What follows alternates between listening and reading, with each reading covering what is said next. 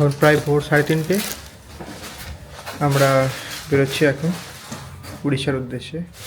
রাস্তায় কুয়াশা নিয়ে একটা তো ভয় রয়েছেই, কতটা কি কুয়াশা হয়, কতটা কি ভিজিবিলিটি আছে, গাড়ির স্পিড কতটা মিনিমামভাবে চলতে পারবো, এটা নিয়ে একটা কনফিউশন তো আছেই। তো দেখা যাক কি হয়। আমাদের টার্গেট ছিল 3টের সময় বেরোনো, একটু দেরি হয়ে গেল।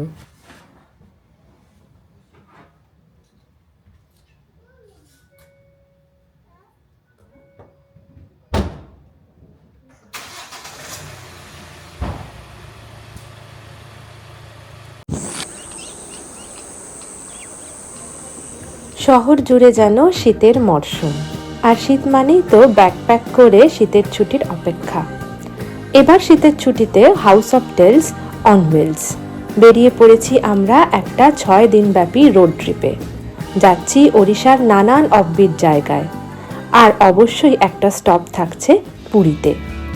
আজকের ভিডিওটা আমাদের প্রথম ডেস্টিনেশন সপ্তশয্যাকে নিয়ে। রোড ট্রিপের জন্য উড়িষ্যা বা পুরী খুব পপুলার একটা ডেস্টিনেশন। শীতে অনেকেরই হয়তো ইচ্ছে করছে এ পথে বেরিয়ে পড়তে। তাই কিভাবে প্ল্যান করবেন, এখানকার কারেন্ট রোড কন্ডিশনই বা কেমন, ভোরের কুয়াশা বা এতটা পথের ড্রাইভিং চ্যালেঞ্জেস, যেমনটা আমরা অনুভব করেছি শেয়ার করে নিলাম আপনাদের সঙ্গে। নমস্কার, হাউস অফ টেলসের শীতের প্রথম আর 2025-এর শেষ বেড়ানোর গল্পে সকলকে স্বাগত। ভিডিওর প্রথমে সবার জন্য রইল নতুন বছরের একরাশ শুভেচ্ছা। যেদিনের ভিডিওটা শেয়ার করছি সেটা 25শে ডিসেম্বর। আজ শুরু হলো কলকাতা টু উড়িষ্যা আমাদের 3 স্টপ রোড ট্রিপ। গাড়িতে যখন স্টার্ট দিলাম ঘড়ির কাঁটায় ভোর 3:40। আমাদের এই 3 স্টপ রোড ট্রিপে প্রথমে যাব ধেনকানালের কাছে সপ্তশয্যা নেচার ক্যাম্প, যেখানে একটা দিন থেকে তারপর রওনা দেব পুরী, আর তারপরে আরও একটা জায়গায় যাব। খড়গপুর অব্দি বোম্বে হাইওয়েতে কুয়াশা তেমন পাচ্ছি না, কারণ এই বোম্বে হাইওয়েতে ম্যাক্সিমামটাই বিভিন্ন শহরতলির বুক চিরে আসা, যেমন উলুবেড়িয়া, বাগনান, কোলাঘাট। মোটামুটি ওই ধরুন 5:30-6টার দিক করে আলো ফুটলো। হাইওয়েতে এখন সকাল হচ্ছে। কোলাঘাট অনেক আগেই পার করেছি। গাড়ি ছুটে চলেছে চেন্নাই হাইওয়ে দিয়ে। খড়গপুর ক্রস করে যেই না চেন্নাই হাইওয়ে ধরলাম, অমনি দেখুন কোথা থেকে ধেয়ে এলো কুয়াশা।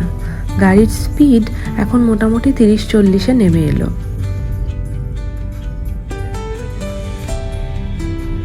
আগে থেকেই ঠিক করেছিলাম বেলদার পর ইন্ডিয়ান অয়েল পেট্রোল পাম্পে এসে ছোট্ট একটা ব্রেক নেব, গাড়িও রিফুয়েল করব আর নিজেদেরও, মানে ব্রেকফাস্ট করব।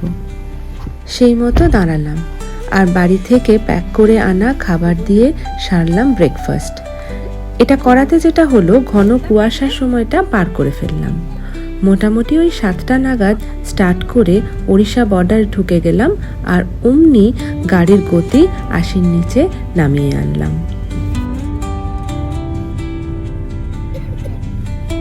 নইলে তো জানেনই, ওড়িশা গভর্নমেন্টের নিয়ম অনুযায়ী কোথাওই আপনি 80-র ওপরে স্পিড তুলতে পারবেন না, তুললেই মোটা অঙ্কের ফাইন করে। আরও ধরুন ওই 1-2 ঘন্টার পথ চলার পর 9টা নাগাদ আমরা নিলাম দ্বিতীয় ব্রেক, যেটা ছিল সৌম্যর জন্য পাওয়ার ন্যাপ ব্রেক আর আমাদের জন্য কফি ব্রেক। স্পিড কন্ট্রোলের কথা মাথায় রেখে র্যাডার বোর্ড ব্যাকগ্রাউন্ডেই থ্রু আউট চালিয়ে রেখেছিলাম। এই যে সিগন্যালটা দিচ্ছেও, তার মানে সামনে কোথাও স্পিড ক্যামেরা রয়েছে। যাকে ক্যামেরা থাকুক বা না থাকুক, সেফটি ফার্স্ট, তাই স্পিড কখনোই যেন না বাড়ে। গল্প করতে করতে মোটামুটি ধেনকানালের কাছাকাছি এসে গেছি। মাঙ্গলি চক বলে একটা জায়গা পড়ে, যেখান থেকে নিতে হবে বাম দিক। ওই যে নিচ দিয়ে রাস্তাটা দেখছেন, ওটা চলে যাচ্ছে কটক সিটি। আমরা নিয়েছি বাম দিকে সপ্তশয্যা যাবার রাস্তা। বাজে এখন 11:30টার মতো। আমার ধারণা এইভাবে যদি আমরা পুরী যেতাম তাহলে মেবি দুপুর 1টার মধ্যেই পৌঁছে যেতাম। চলুন, প্ল্যান মাফিকই অলমোস্ট পৌঁছে গেছি সপ্তশয্যার কাছাকাছি। এবার তাহলে সৌম্যর মুখ থেকে শুনে নিই ড্রাইভিং এক্সপিরিয়েন্সের কথা। কুয়াশা ইত্যাদি নিয়ে যেহেতু অলরেডি বলা হয়েছে, সেদিক দিয়ে আমি আর যাচ্ছি না। আমি বরং বলি ড্রাইভিং চ্যালেঞ্জের কথা। ভোর রাতে বেরিয়ে বম্বে হাইওয়েতে উঠেই যেটা ফার্স্ট চ্যালেঞ্জ, সেটা হলো প্রচুর লরি প্যারালালি চলতে থাকে, মানে সেকেন্ড লেন আর থার্ড লাইন ওরাই অকুপাই করে থাকে। তো most of the time overtake করতে গেলে একদম লেফট মোস্ট লাইনটা দিয়েই করতে হয়েছে। কিন্তু এই ভোর রাতে বেরোনোর একটা যেটা অ্যাডভান্টেজ, সেটা হলো যে এই বাইক বা টোটো এগুলো কিন্তু একদমই থাকে না, তাই ধুলাগড় টোলেও আমাদের বিশেষ দাঁড়াতে হয়নি। খড়গপুরের কাছে যখন বম্বে হাইওয়ে ছেড়ে চেন্নাই হাইওয়ে উঠলাম, প্রথমেই যে প্রবলেমটা আসবে সেটা হচ্ছে চেন্নাই হাইওয়ের কোয়ালিটি কিন্তু একদমই ভালো না ইন দ্য সেন্স এমনি বড় গর্ত কিছু নেই, কিন্তু রাস্তায় প্রচণ্ড আনইভেন, গেলি 60-50 এরকম নেমে যাবে, না হলে কিন্তু প্রচণ্ড আপ ডাউন করবে। তো এই বিষয়টা একটু মাথায় রাখবেন। বাকি এমনি স্মুথ রাস্তা, কোনো প্রবলেম কিছু নেই। এসে গেছি সপ্তশয্যা নেচার ক্যাম্প। এটা নেচার ক্যাম্পের প্রবেশদ্বার। শুরু হয়ে গেছে গভীর জঙ্গল। জঙ্গলে ঢুকে গেলাম।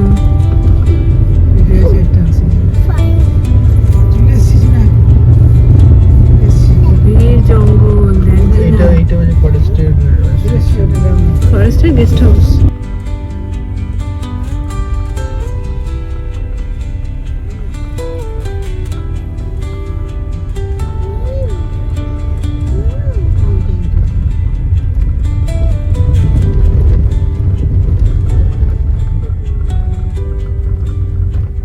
ওই যে দোতলা বাড়িটা দেখছেন, ওটাই আজ রাতে আমাদের আস্তানা, ইকো ট্যুরিজম কমপ্লেক্স সপ্তশয্যা।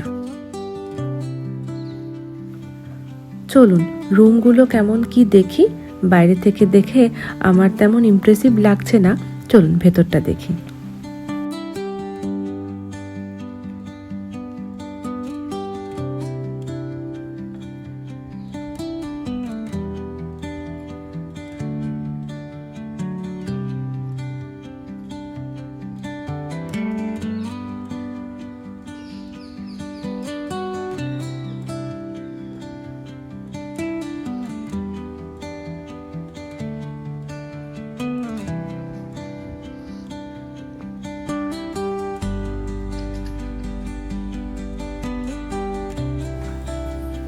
এই আমাদের একটা ঘর, একটা বেড রয়েছে, ডাবল বেড, আর সামারের জন্য এসিও রয়েছে, টিভি রয়েছে। এদিকটা জানলা থেকে দেখা যাচ্ছে জঙ্গল, আর এই দিকটা হচ্ছে ওয়ার্ডরোব। এই একটা মিরর রয়েছে, আর ওয়ার্ডরোবটা বেশ স্পেসিয়াস, অনেক কিছু রাখা যাবে, অনেক জিনিসপত্র, যদিও একদিন আমরা আছি।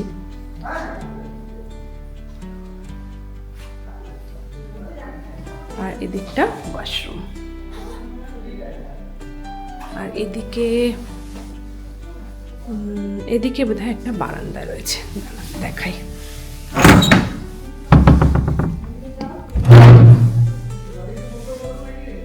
হ্যাঁ, এই হচ্ছে ছোট্ট একটা ব্যালকনি, সেখান থেকে জঙ্গলের ভিউ। আমার খুব একটা সাহস হচ্ছে না এখানে দাঁড়াতে, তার কারণ আসার সময় দেখছিলাম যে কয়েকটা হনুমান ঘোরাঘুরি করছে, তো এখানে হনুমানের উৎপাত আছে বলেই মনে হয়। তো এই ক্যামেরাটা নিয়ে এখানে দাঁড়াতে আমার সাহসটা খুব একটা হচ্ছে না। এখানে মোট 2টোই রুম আছে, মানে গোটা বাড়িতে আজ কেবল আমরাই থাকবো। 2টো রুমের মাঝে এরকম বড় একটা ব্যালকনি আর সিটিং এরিয়া। তবে যা ঠান্ডা এখানে, আরাম করে বসার উপায় নেই।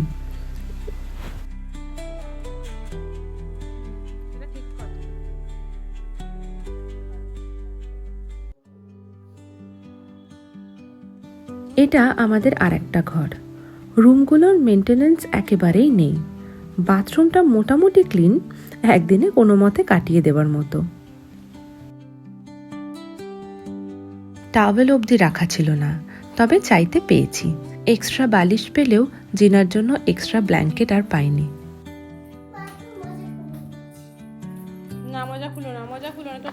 আগের বছর এরকম ডিসেম্বরে ঠিক এরকম সময়টাতে আমরা ছিলাম বেতলাতে। সেই অভিজ্ঞতা আপনাদের সঙ্গে শেয়ার করেছি। বেতলারও আপনাদের যদি মনে থাকে, বেতলারও হোটেলের কথা বলেছিলাম যে মেনটেনেন্স একদমই নেই। তো এখানেও মোটামুটি সেটাই দেখলাম।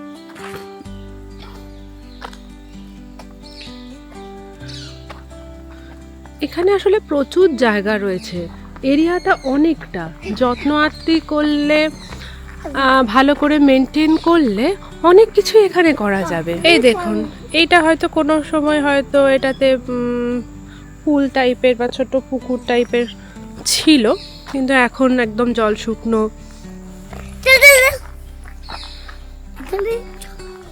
অনেকটা এরিয়া, একটু ভালো করে যত্ন করে ফুল গাছ টুল গাছ লাগালে জায়গাটা দেখতে আরো ভালো লাগতো। রুমগুলোর মেনটেনেন্স তো বলছিলামই, একদমই নেই। সামনের দিকে আমরা অবদেশিলাম, আমাদের হবে না তাকে তাকে করছে, কি বলছে ও জানে না, ও কিছু একটা বলতে চায়। বলো।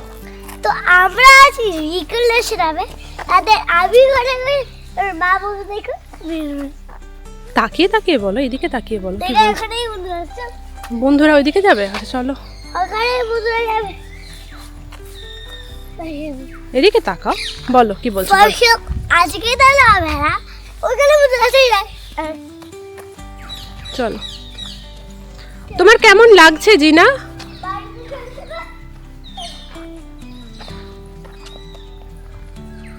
এগুলো কোনো এক সময় কিছু ছিল কটেজ মতো, জানি না থাকার কাজে ব্যবহার হতো নাকি ফরেস্টের লোকে, মানে যারা এখানে কাজ করেন তাদের কোয়ার্টার হিসাবে ইউজ করা হতো, এরকম কিছু একটা ছিল। এইটা যেমন এখনো চালু রয়েছে, বোঝা যাচ্ছে যে এখানে কেউ থাকেন এখনো।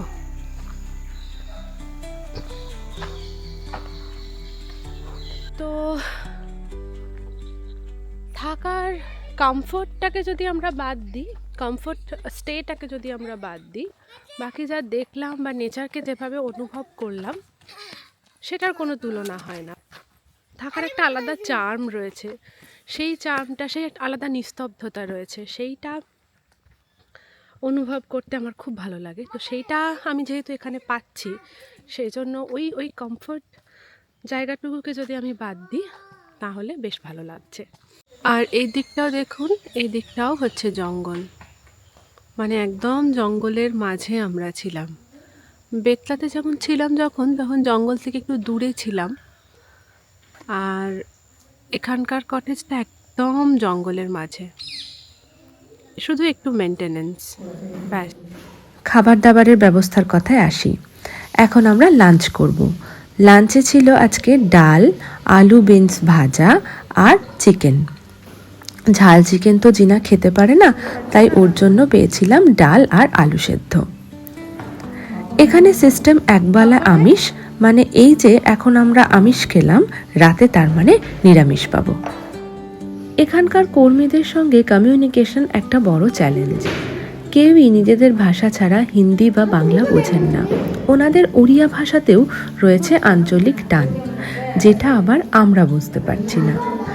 কোনো মতে ইশারা বা ভাঙা ভাঙা শব্দে আদান প্রদান চলছে। Good afternoon. আমরা এখন সপ্তশয্যা নেচার ক্যাম্পে একটু লাঞ্চ টাঞ্চ করে একটু 4-5টা একটা টেম্পল আছে, একটু সাইট সিইং করে আসবো। তো চলো।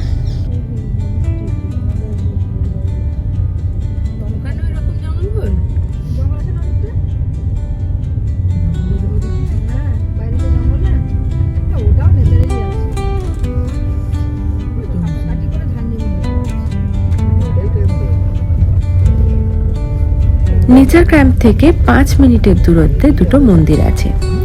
এখানে আবার পার্কিং চার্জ লাগে 50 টাকা।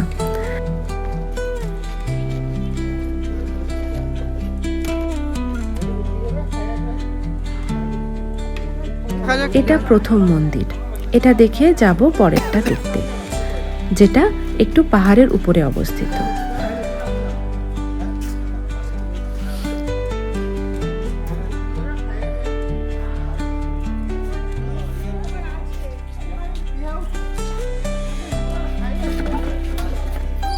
ওখানে টেম্পল দেখবো না? হ্যাঁ টেম্পল দেখবো না ওখানে? গাড়িতে করে 5 মিনিটের পথ, তবে রাস্তাটা বেশ ন্যারো আর খাড়াই। অনেককে দেখছি হেঁটে উঠছেন। এখানে গাড়ি পার্ক করে অনেক কটা সিঁড়ি বেয়ে মন্দিরে উঠতে হয়।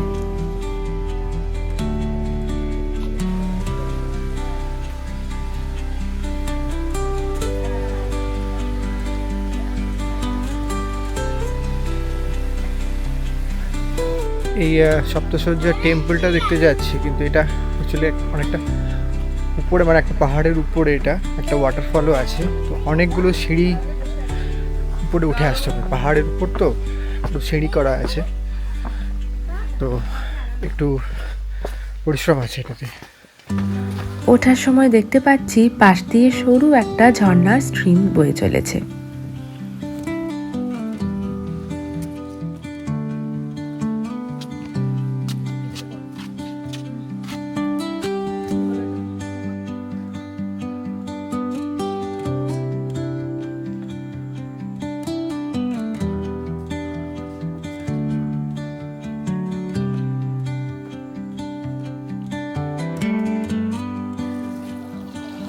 পাহাড়ের চূড়োয় ছোট্ট একটা মন্দির, রাম মন্দির এটা।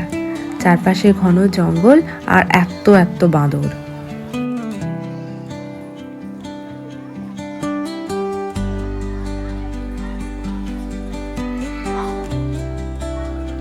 সাতটা ছোট ছোট পাহাড়ে ঘেরা, তাই জায়গাটির নাম সপ্তশয্যা।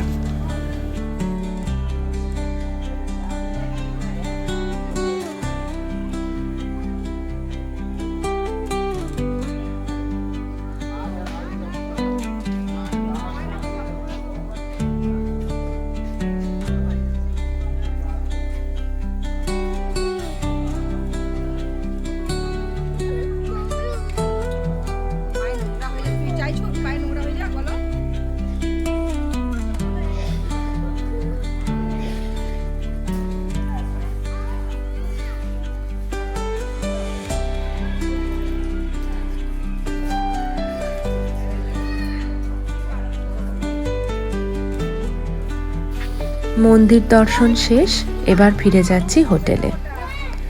বিকেল এখন প্রায় 5টা। সপ্তশয্যাতে আর একটা দেখার জিনিস আছে, আর্টিসান ভিলেজ। ওটা যাব কালকে সকালে ফিরতি পথে। সপ্তশয্যা গ্রামে সন্ধ্যা নামছে, কি মায়াবী লাগছে দেখুন।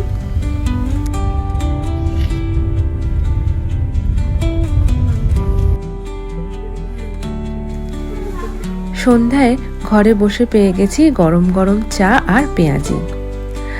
আর আজকে ডিনারের মেনু হচ্ছে রুটি, ডাল, ফুলকপি ভাজা। ডিনার জন্য ভাত বলেছিলাম, আর ডাল, ডিম সেদ্ধ। ডিম এখানে বিরল একটা বস্তু, অনেক বলে বলে বাচ্চার জন্য একটা পাওয়া গেছে। এখন পরের দিনের সকাল, ঘড়িতে সকাল 9টা। সবাই ইডলি আর ঘুগনি দিয়ে ব্রেকফাস্ট করে চেক আউটের জন্য তৈরি। চলুন আপনাদের চারপাশটা ঘুরে দেখাতে দেখাতে কয়েকটা ইম্পর্টেন্ট কথা বলে নিই। কেউ যদি সপ্তশয্যা বেড়াতে আসতে চান, কিভাবে বুক করবেন এই প্রপার্টিটা? এটা ওড়িশা ইকো ট্যুরিজমের অন্তর্গত একটা গভর্নমেন্ট প্রপার্টি। বুকিং কেবলমাত্র এই ওয়েবসাইট থেকেই হয়। অনলাইন বুকিং বা প্রায়র বুকিং ছাড়া এখানে কোনো রকম অফলাইন বুকিং কিন্তু হয় না। আর এদের ওয়েবসাইটের লিংক ডেসক্রিপশন বক্সে দেওয়া রইল।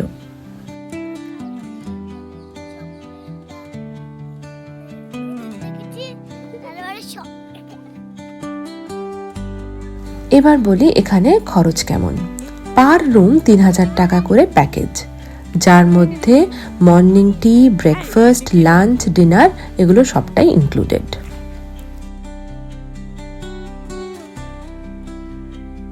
বলো তোমার কেমন লাগছে সেটা বলো। এরপরে আমরা কোথায় যাব জিনা?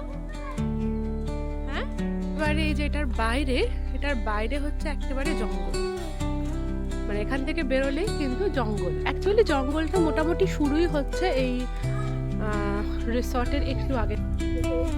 যাই হোক, এবার ফাইনালি চেক আউট করে বেরোলাম পুরীর পথে।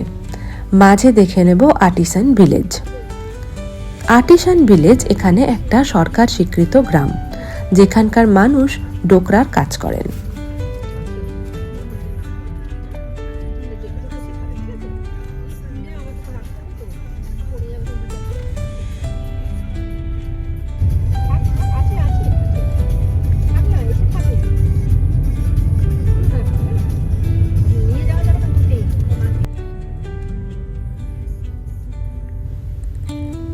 রাস্তায় চলতে একটা মিউজিয়ামের দেখা পেলাম বটে, তবে আসল গ্রামটার হদিশ ঠিক মতন পেলাম বলে মনে হচ্ছে না।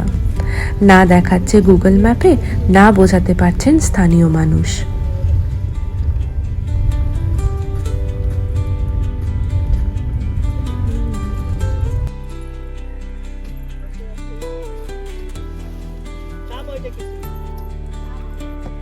ছাপ ছাপ এগুলো এগুলো থেকে করো নাকি তোমরা?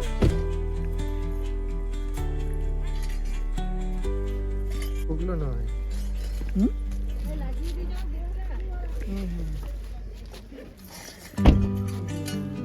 माटी देगा हम कोई हैगा तार पीतल देगी ढलेगा तारू पीतल सब बाहर कर শেষমেশ একটি বাড়ি থেকে এক ভদ্রমহিলা ডেকে দেখালেন তার সম্ভার।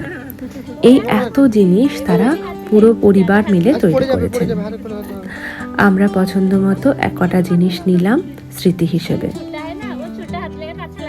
আর এই স্মৃতিটুকুকে সঙ্গে নিয়েই শুরু করলাম নতুন পথ চলা। গন্তব্য এবার জয় জগন্নাথ, বাঙালির প্রাণের আরাম পুরীর দিকে। কটক শহর আর বিস্তীর্ণ মহানদীকে পেছনে ফেলে পৌঁছে গেলাম পুরী। পুরীর গল্প না হয় পরের ভিডিওর জন্য তোলা রইল। এই ভিডিওটা তাহলে এখানেই শেষ করি। যদি কিছু ভালো লাগে লাইক করবেন, কমেন্ট করে আমাকে জানাবেন, শেয়ার করবেন, আর আমার ছোট্ট চ্যানেলটিকে সাবস্ক্রাইব করবেন। ভালো থাকবেন, টাটা। খুব তাড়াতাড়ি আসছি পুরীর ভিডিও নিয়ে।